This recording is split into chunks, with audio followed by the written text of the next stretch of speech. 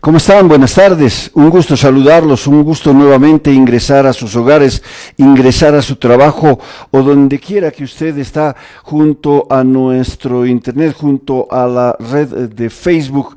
Nuestra gestora está junto a ustedes, como todos los miércoles en este su programa, Hablemos de Pensiones. Hoy vamos a tener un programa indudablemente exquisito nuevamente para ustedes porque estamos para orientar, informar, para poder educar, para poder disipar las dudas que ustedes tengan. Como todos los miércoles, a través de nuestra página del Facebook, Gestora está junto a ustedes en Hablemos de Pensiones. Vamos a tener, como les decía, un tema sumamente importante. Hoy estaremos hablando sobre prestaciones de riesgos y para ello tenemos una invitada de lujo, una invitada especial, una dama que está junto a nosotros. Le damos la bienvenida a Reina Margarita Bustos Butrón, subgerente nacional de prestaciones contributivas y semicontributivas. Reina, buenas tardes, un gusto saludarte y gracias por estar junto a nosotros. Buenas tardes, Edwin, y buenas tardes a todos por darme este espacio para poder acercarnos al asegurado y poder dar la explicación que corresponde. Bienvenida siempre. Hoy, como les decíamos, un espacio importante, pero queremos conocer qué trabajo se realiza en la Gerencia Nacional de Prestaciones Contributivas y Semicontributivas. Bueno, la Gerencia Nacional de Prestaciones Contributivas tiene unas 3 unidades muy grandes que se encargan del tema de prestaciones de vejez, prestaciones de riesgos, la unidad de pagos y control. Estas 3 unidades están enlazadas entre sí, porque el trámite que inicia un asegurado llega a nosotros para que nosotros podamos verificar y otorgar la prestación si corresponde, ya sea esta de vejez, ya sea esta de riesgos. El de riesgos, que ya vamos a entrar en contexto un poco más adelante, es el trámite que lleva un sinfín de pasos a seguir. Luego que termina y tenemos un fin, digamos, por decirte, si le va a otorgar la pensión, si le corresponde, todos estos casos se derivan a la unidad de pensiones de pagos y control, mejor dicho, que esta unidad se encarga de efectuar los pagos mes a mes. Entonces, esta gerencia nacional es la encargada de otorgar todas las prestaciones, pagos y beneficios en el sistema integral de pensiones. 3 unidades sumamente importantes y que tienen un contacto directo con nuestros asegurados, con la población misma. Así es. Estamos en contacto directo con nuestros asegurados, ya sea desde atención al cliente, pero siempre el asegurado es lo primero. Y de seguro, claro, atención con calidad y calidez, como es la gestora, el trabajo de la gestora desde su inicio, ¿no? Exactamente. La calidez y transparencia que tenemos, ya sea desde la persona, desde ATC hasta las gerencias, es única que se le brinda al asegurado y que tenemos que llevarlo día a día con todos los asegurados y todos los trámites que ingresan a la gestora pública de la Seguridad Social. Indudablemente experiencias como estar con familia, ¿no? Exacto. No tenemos que olvidar que cada persona es un mundo aparte. No sabemos qué tienen por detrás estas personas. Nosotros a ratos vemos y decimos, wow, es una pensión de invalidez o una pensión por muerte, pero no sabemos qué es lo que está pasando atrás.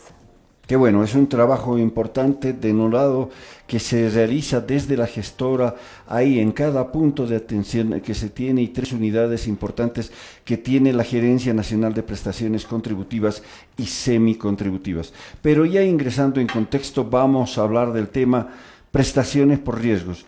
¿Qué significa una prestación por riesgo? Es muy buena pregunta. Primero tenemos que tener claro qué es una prestación. Una prestación es el conjunto de algo, es el conjunto de los beneficios que se le va a otorgar al asegurado. ¿Qué quiere decir? Que en prestación de riesgos en el sistema integral de pensiones, quiere decir que le vamos a otorgar una pensión de invalidez al asegurado si le corresponde. Adicional a esta pensión, vamos a darle el 10% que vamos a sacar del fondo de riesgos para que vaya con destino a la cuenta personal previsional del asegurado. Esto para que cuando el asegurado ya vaya cumpliendo los requisitos para jubilarse, pueda crecer su saldo acumulado. Entonces este 10% es para ello. El otro punto es de que cuando el asegurado que tenía una invalidez fallece, sí o sí los derechohabientes de primero o segundo grado, ya sea si no hubiera el de primero ya el de segundo, van a acceder a esta pensión, pensión por muerte que se les va a otorgar a los derechohabientes conforme a los porcentajes que les corresponde a cada uno. Y el otro punto es el gasto funerario. El gasto funerario es un pago de 1.800 bolivianos que se le otorga a los derechohabientes para que puedan cubrir parte del sepelio. Ahora, ¿qué tipos de riesgos cubre el sistema integral de pensiones? En el sistema integral de pensiones tenemos 3 tipos de riesgos, que son el riesgo profesional, riesgo común, riesgo laboral. El riesgo común, con ejemplos lo voy a dar para que la población pueda entendernos. Quiere decir, si es que un asegurado o yo o una persona, toco madera, está caminando por la calle, ya salió de su horario laboral, no está en comisión ni nada, va caminando y ha tenido una caída o se ha rodado de las gradas, cualquier tipo de accidente. Entonces, a esto le llamamos riesgo común. Obviamente todos estos casos entran a un comité que se llama un tribunal médico calificador, que tiene la gestora, que tenemos nosotros por normativa. Entonces el riesgo común quiere decir a cualquier accidente o enfermedad que no esté relacionado con la vida laboral del asegurado. En cambio, el riesgo profesional es cualquier accidente o enfermedad que esté relacionado con la actividad del asegurado. Por ejemplo, a los asegurados mineros les da la enfermedad de silicosis. Eso, por ejemplo, es un riesgo profesional para el asegurado minero y no así para un asegurado cualquiera como nosotros de oficina, podríamos decirlo. Y el riesgo laboral, podrían decir muchos, ¿cuál es la diferencia entre el riesgo profesional y laboral? En sí, el porcentaje, la calificación es lo mismo, pero en lo que varía es en la calidad o el tipo de aporte que se efectúa. Es decir, el asegurado independiente va a aportar el 1.71 con destino a su cuenta personal previsional para que si en alguna eventualidad pasara un accidente o se enferma, va a acceder al riesgo laboral. Y esto es, la diferencia es por los aportes. Él va a hacer sus aportes como independiente laboral y el riesgo profesional es por los aportes efectuados por el empleador. Muchos nos hacían justamente esa pregunta. ¿Cuál es la diferencia de riesgo profesional, riesgo laboral? Porque en el riesgo laboral igual un profesional está actuando. Específicamente, ¿cómo se hace la calificación ahí? La calificación, como te digo, entra a un tribunal médico. Toda la información médica que el asegurado presenta se va a este tribunal médico y ellos evalúan esta información. La calificación la tienen que hacer de acuerdo a un manual, que eso también lo voy a explicar.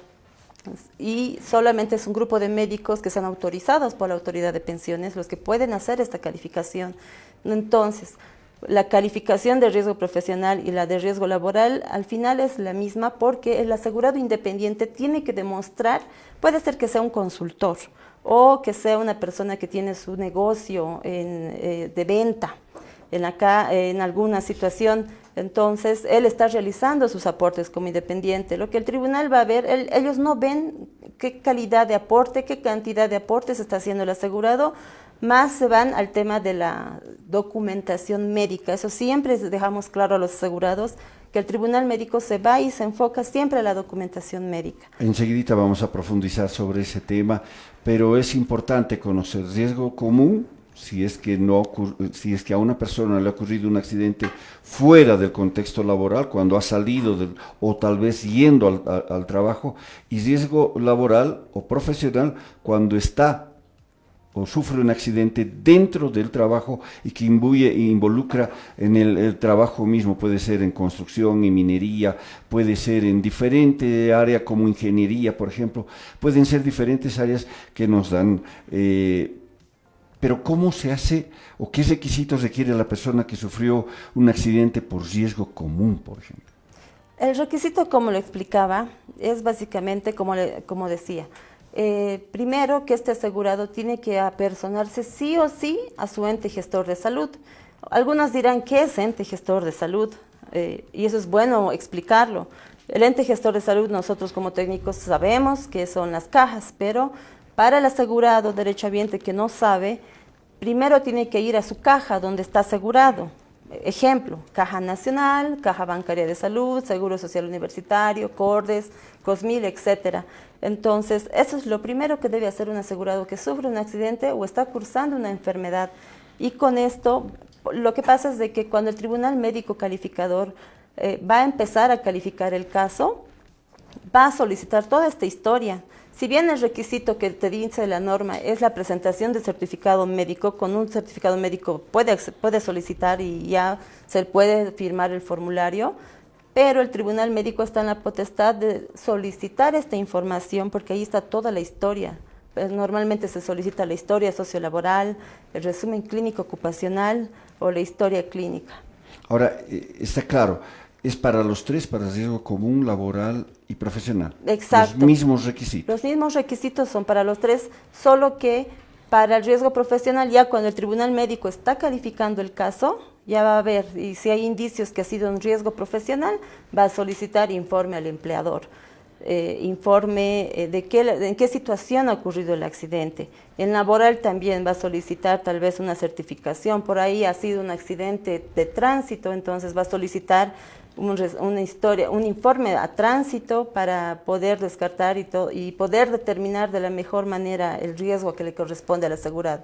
Ahora, ¿cuánto tiempo tiene el asegurado después del accidente para iniciar o para realizar sus trámites? Normalmente el plazo, de acuerdo al artículo 64 de la Ley de Pensiones, que se llama exigibilidad, para riesgos en invalidez y en muerte indica la normativa de que el plazo es de 3 años a partir de que hubiera ocurrido el siniestro o el periodo más o menos de ese año. Lo que pasa es que en invalidez, con toda la información médica que califica el tribunal médico, puede ser que desde el accidente haya ocurrido una serie de eventos y cuando ya haya estado convalidada ya su enfermedad y ya no hay retroceso pese a los tratamientos, entonces la fecha de siniestro va a estar, siniestro le llamamos a la fecha de invalidez, cuando le ha ocurrido al asegurado este siniestro, esta invalidez. Entonces, desde esa fecha tiene 3 años máximo para solicitar la pensión. Cuanto antes mejor, pero que lo haga. Cuanto antes mejor. Es por eso que los asegurados tienen que estar atentos a esto. Por eso muchos de ellos no saben los beneficios a los que pueden acceder y es bueno este espacio para poder dar esta información. ¿Qué es una pensión por invalidez y en qué consiste, ya sea por incapacidad parcial o total? Ya. La pensión de invalidez es un monto que se le otorga al asegurado cuando cumple requisitos, es decir, cuando es parcial y cuando es total. Esa diferencia la vamos a explicar. Este monto de pensión que va a recibir el asegurado va casado a un dictamen que el Tribunal Médico Calificador emite. Después de toda la evaluación que ha realizado el Tribunal Médico Calificador, lo que hace es emitir un dictamen en el cual se detalla todas las patologías, enfermedades las cuales han sido calificadas y el porcentaje que le está dando a cada una de estas. Tenemos al final un porcentaje. Si el porcentaje está en riesgo común del 50 al 59%, ahí se llama una pensión parcial. Quiere decir que le vamos a dar una pensión, pero que este porcentaje obtenido del 50 al 59 se va a multiplicar al referente salarial que se le va a calcular de sus aportes, porque es válido aclarar de que no solamente es el que tenga el porcentaje positivo, sino también tiene que cumplir los requisitos de cobertura. En esto me refiero a los aportes que hubiera efectuado el asegurado en su vida activa. ¿Cuántos aportes tendría que tener? Al menos en riesgo común tiene que tener 60 aportes previos a la fecha de invalidez, a esta fecha que les he explicado que es el Tribunal Médico el que determina.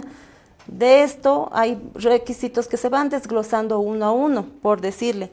Nuestro corte en riesgos siempre va a ser la fecha de siniestro. Es muy diferente al de Jubi, que en Jubi es toda fecha de solicitud. Entonces, en riesgos, nuestro corte es, por decirle hoy, 20 de noviembre, vamos a retroceder los aportes de octubre del 2024 para atrás 60 meses. Y de medio de esos tiene que ir cumpliendo una serie de requisitos el asegurado. Por ejemplo, tener un aporte al menos en los últimos 12 meses previos a la fecha de invalidez. Luego, 18 aportes en los últimos 36 meses previos a la fecha de invalidez. Cumplen esos, y luego pasamos a los 60 aportes, porque la normativa indica que tiene que cumplir conjuntamente todos estos requisitos. Eso es para riesgo común. Riesgo común. ¿Cuál es la diferencia con riesgo profesional y laboral? En riesgo profesional, desde el día 1 que el asegurado ya empieza a trabajar, ya está coberturado, al menos en accidente. ¿Esto qué quiere decir? Que si hoy ha empezado su vida laboral, ha tenido un accidente al llegar a la oficina, al salir o dentro de la oficina,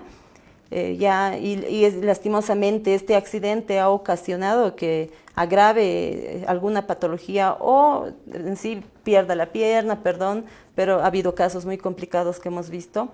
Entonces ya está coberturado. Bueno, entonces en riesgo profesional no importa que tenga al menos un aporte para poder acceder a la pensión. Ahora, muy importante tomar en cuenta las edades, porque dicen, tengo que tener alguna edad, ¿hasta qué edad? ¿Cómo funciona el tema? Efectivamente, el primer requisito que es importante es de que el asegurado sea menor a 65 años de edad. Tiene que iniciar el trámite siendo menor a 65, igual la finalización de la pensión es al cumplimiento de los 65 años de edad. La pensión culmina a los 65 años de edad por invalidez. Exactamente. Entonces, nosotros al verificar los requisitos, ya cuando va el asegurado al trámite, hay asegurados así muy jovencitos que han iniciado, entonces eso es muy importante, no hay un límite o mínimo de edad, sino si que esté aportando y si ha tenido accidentes y cumple todos los requisitos o una enfermedad, va a acceder a esta pensión hasta los 65 años de edad. Estábamos hablando de un comité que realiza el trabajo y la pregunta viene, ¿cómo y quién realiza la calificación del grado de invalidez? Exactamente, entonces eso es muy importante que sepan. A nivel nacional existen 23 médicos habilitados para calificar este tipo de casos y son los únicos que pueden calificarlo. Esto debido a que tienen que cursar un examen ante la Autoridad de Fiscalización y Control de Pensiones y Seguros, que es nuestro ente regulador. Entonces, ellos emiten un curso, los doctores se presentan, cumplen los requisitos, es por aprueban. Concurso de méritos. Exactamente, es por concurso de méritos.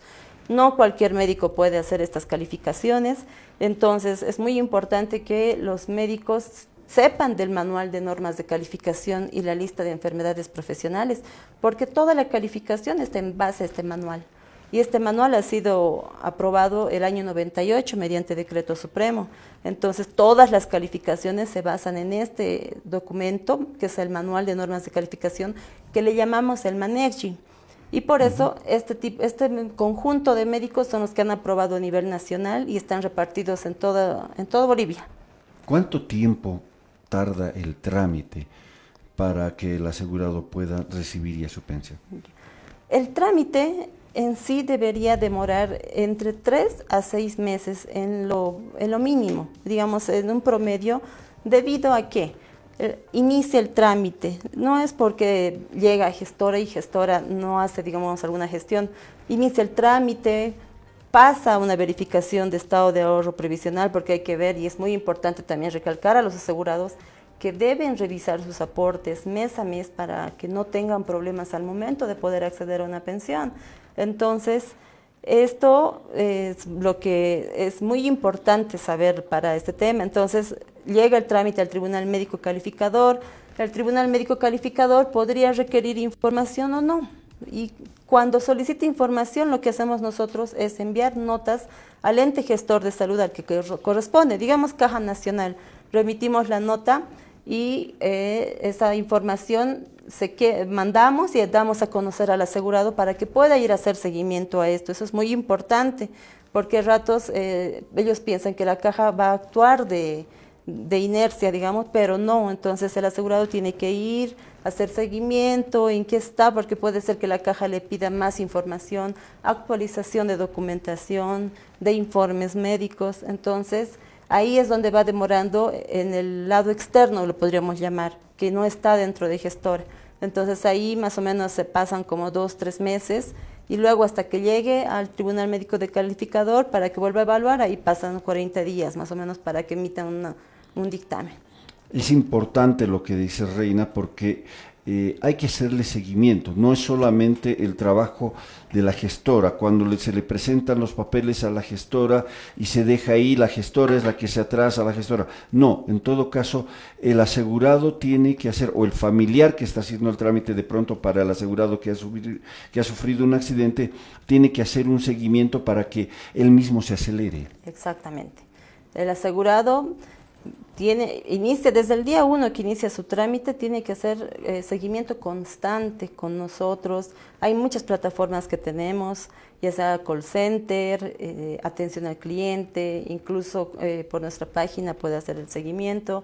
Luego de ello, incluso a ratos igual se contactan con nosotros los asegurados, tienen que ir a atención al cliente para ver en qué está mi trámite, por ahí hay algún También ir a su requerimiento. caja, ¿no? Exactamente, después de eso que ya se entera que hemos mandado a su ente gestor de salud, tiene que ir a su ente gestor de salud, porque como cualquier asegurado, tiene que pedir su cita médica, tiene que pedir a qué especialidades estará solicitando nuestro tribunal médico.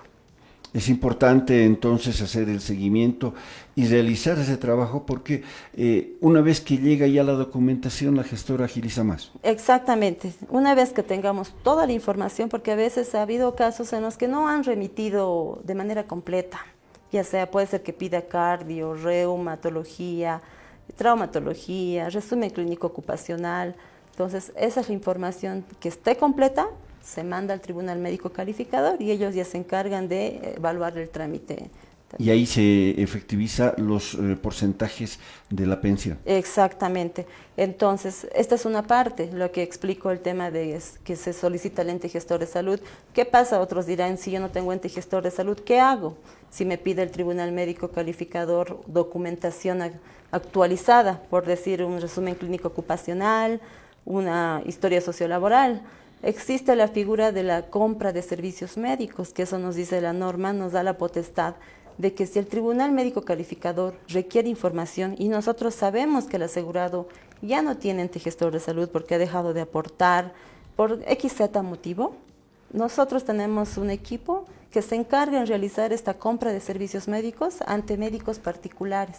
Entonces, y el asegurado no gasta ni un centavo en este tema, ni estos trámites, en la obtención de documentos, nada. Entonces, de acuerdo a normativa, nosotros lo que hacemos es, el tribunal médico nos dice, ¿no? Yo necesito estas especialidades y al final un resumen clínico ocupacional. Lo que hacemos es informar al asegurado esta situación y empezamos a movilizarnos a buscar espacios con estas especialidades para que pueda atender a nuestros asegurados. Porque una vez que termine de evaluar estos médicos al asegurado, lo que ha pedido el tribunal médico, pasa al médico del trabajo. Y el médico del trabajo es el que da al final un resumen clínico ocupacional que le llamamos. Y este resumen más toda la información recabada pasa al tribunal médico calificador. Un dato muy importante que decía Reina, es gratuito, no tiene gasto. Y eso es bien importante. Exacto. Eso tiene que saber y conocer, porque a veces nos dejamos engañar por gente inescrupulosa que dice, yo te lo voy a hacer la verificación, pero hay que pagar tanto. No, es gratuito. Exactamente. Totalmente. Esto hay que aclarar, todo trámite en gestora es gratuito, al menos la obtención de la documentación médica, porque esto nosotros pagamos del fondo de riesgo que corresponda. El asegurado no tiene que poner ni un centavo desde el inicio del trámite hasta el final, porque nosotros, ha habido casos, y es bueno que lo sepan, no siempre es de la ciudad del asegurado. Entonces, si el asegurado está, por decirle, en Tarija, que no hay la especialidad que está solicitando nuestro tribunal médico, entonces lo que tenemos que hacer es trasladarlo. Lo trasladamos a la ciudad de La Paz, ya sea, o a Santa Cruz, dependiendo dónde están los especialistas que tienen que ver al asegurado. Y todo este gasto en temas de viáticos, pasajes, todo lo que conlleva, igual pagamos nosotros, que esto se eroga del fondo de riesgos. Una pregunta que nos llega a nuestra página de Facebook. ¿Cómo se hace el cálculo de pensión de invalidez por riesgo común y profesional? Ya. Es un promedio, en facilito es un promedio salarial de los previos 60 aportes atrás de la fecha de siniestro. Como hemos dicho, como mencionamos, nuestro corte es la fecha de invalidez. Por decirles que nuestra fecha de invalidez es hoy 20 de noviembre, lo que hacemos es tomar los 60 aportes previos a la fecha de invalidez y estos aportes no es un salario, no es sumar y dividir entre 60, no es algo así sencillo. Cada periodo tiene un cálculo que se debe efectuar. Por decirle, el periodo de hace un año, en noviembre de 2023, lo que hacemos es agarrar ese periodo, lo dividimos entre la UFB del último día del mes del periodo y lo multiplicamos con la UFB del periodo de la fecha de solicitud. Y cada periodo tiene esa tratativa. Al final tenemos nosotros un monto. Entonces sumamos y dividimos entre 60 o los periodos que se ha tomado en cuenta para hacer este cálculo. Tenemos en el ejemplo 1000 bolivianos que ya nos muestra nuestro referente salarial, le llamamos, referente salarial de riesgos. Entonces, digamos que nuestro cálculo es 1.000.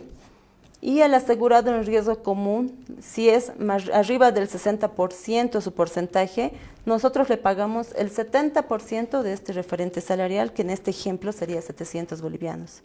Como independiente, por ejemplo, me voy a a la cuota mínima, que tengo que dar 360 con 50 centavos mensuales. Esto validado bajo el salario mínimo nacional.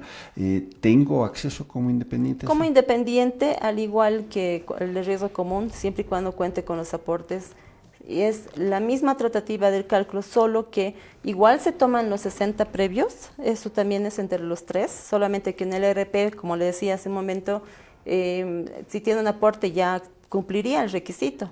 En riesgo laboral tiene que tener al menos 3 aportes previos a los 12 meses a la fecha de invalidez. Entonces, ¿qué quiere decir?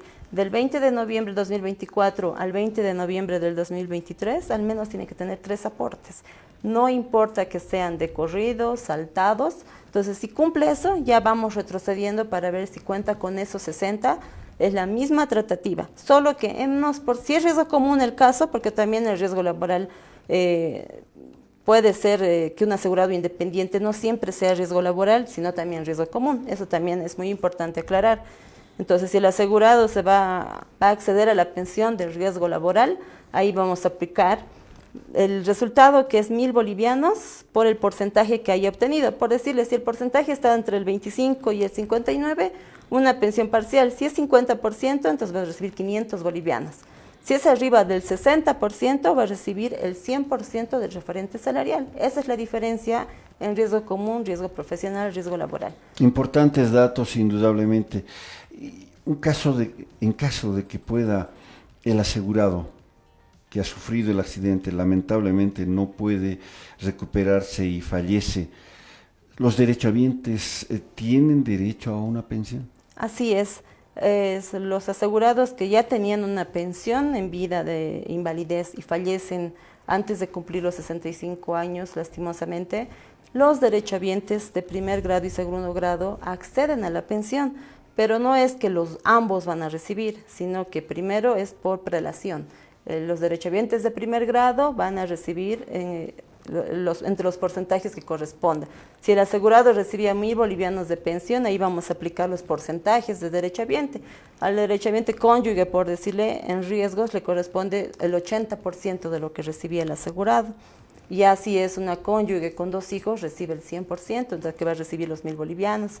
Entonces sí recibe. En casos de que no exista este grupo, el primer grupo familiar, entonces pasa al segundo grupo familiar. Entonces, que son los papás del asegurado. Y ellos reciben el 60% del monto del referente salario, del monto de la pensión que recibía el asegurado. El primer grupo, la esposa, el esposo y los hijos, si es que hubieran los hijos. Exactamente. Si es que no hubiera, recién a los papás. Va a los papás, pero de todas maneras se cubre a la familia. Exactamente, se cubre a la familia el tema de la pensión por muerte. ¿Un trabajador independiente entonces también puede acceder a esto? ¿Sus familiares pueden acceder a esto? Exactamente. Cualquier persona que haya accedido a un riesgo, ya sea como un profesional laboral y por algún motivo, por el tema mismo de la enfermedad o accidente que ha tenido, fallece, los derechohabientes van a acceder a la pensión por muerte. Y también esta pensión por muerte para los derechohabientes está casado con el seguro de salud. Van a poder tener el derecho a la salud de estos asegurados. Importantes los datos, importante la información sobre esto que se llama prestaciones de riesgo acá en la gestora, y que indudablemente tienen su seguro, tienen atención, no quedan desamparados ni nada. ¿Qué recomendación, sin embargo, le podemos dar a toda esta población, nuestros asegurados principalmente, para que puedan facilitar también el trabajo de la gestora? Claro, la recomendación que nosotros damos como Sistema Integral de Pensiones es de que los asegurados revisen su estado de ahorro mes a mes, porque cuando ya el asegurado accede a la prestación, digamos, el tribunal médico ya ha dado un porcentaje positivo, ahí ha habido casos en los que recién el asegurado se ha enterado que su empleador no había estado pagando. Entonces esto lleva a que estaría descoberturado hasta que el empleador pague. Entonces lo importante es de que revisen sus estados de ahorro, los aportes que está efectuando su empleador, o también como de manera independiente pagar puntualmente, así como acceder e ir y apersonarse a su ente gestor de salud en el momento que haya tenido el accidente o enfermedad. Entonces, porque hay muchos asegurados que no vamos, me incluyo, a ratos no vamos al ente gestor de salud, tenemos alguna dolencia, lo dejamos pasar, pero no. Estos son los derechos que tiene el asegurado y su obligación es también asistir a ello y también ver que sus aportes estén al día. Además que todo el trabajo que se realiza es transparente. Exactamente. Toda la calificación, como les digo, está basada en un manual de normas de calificación que le llamamos el MANEGI, y eso está disponible en la página de la Autoridad de Pensiones, que es para conocimiento público. Indudablemente que el tema es amplio. Hemos conocido uno más de los pasos, uno más de los beneficios que tiene el sistema integral de pensiones, y lo ponemos hacia usted para que usted pueda estar informado y orientado. Nosotros, gustosos siempre con la transparencia, abiertos a darle la información correspondiente. Reina, muchísimas gracias por haber estado. No va a ser la primera ni la última que nos visitas acá. Claro que sí, ya un gusto, ha sido mi primera vez y qué bueno que ha sido contigo, Edwin. Entonces, prestos para cualquier momento que nos necesiten. Muchísimas gracias. Y no se olviden que estamos nosotros abiertos siempre con la atención en todas las oficinas, las 46 que se tiene en todo el país, para poder, y si no, usted se va a la oficina virtual, y si no, también tiene usted la línea gratuita, nuestra línea gratuita, anótese bien, que sale a pie de pantalla, 810-1610, 810-1610. Para cualquier consulta estamos para servirle, para orientar, para informar. Ahí está todo el personal, todos los profesionales técnicos de la gestora para poderles brindar la información que usted requiere para poder disipar todas las dudas que usted quiera. Y nosotros agradecerles siempre por estar junto a nosotros, por abrirnos la puerta de su hogar, de su oficina, de pronto en el auto, viendo mediante su celular. Gracias por estar junto a Hablemos de Pensiones. La invitación está hecha para que el próximo miércoles siga con nosotros, porque estaremos analizando más temas. Mientras tanto, tengan un muy buen resto de jornada. Hoy es el día del mes en que mi mamá cobra su renta dignidad. Como todos los meses, puntual. Y ella siempre invita a un café. Un café para juntar a la familia. La gestora paga y seguirá pagando la renta dignidad puntualmente, sin ninguna interrupción, con un sistema eficiente y con facilidades para el cobro de este beneficio para nuestros adultos mayores. Más de 1 millón de beneficiarios lo saben. Una familia unida es el mejor regalo de la vejez. Renta dignidad, segura y puntual. Gestora, tu jubilación digna y segura. Este operador está bajo la fiscalización y control de la Autoridad de Fiscalización y Control de Pensiones y Seguros, APS.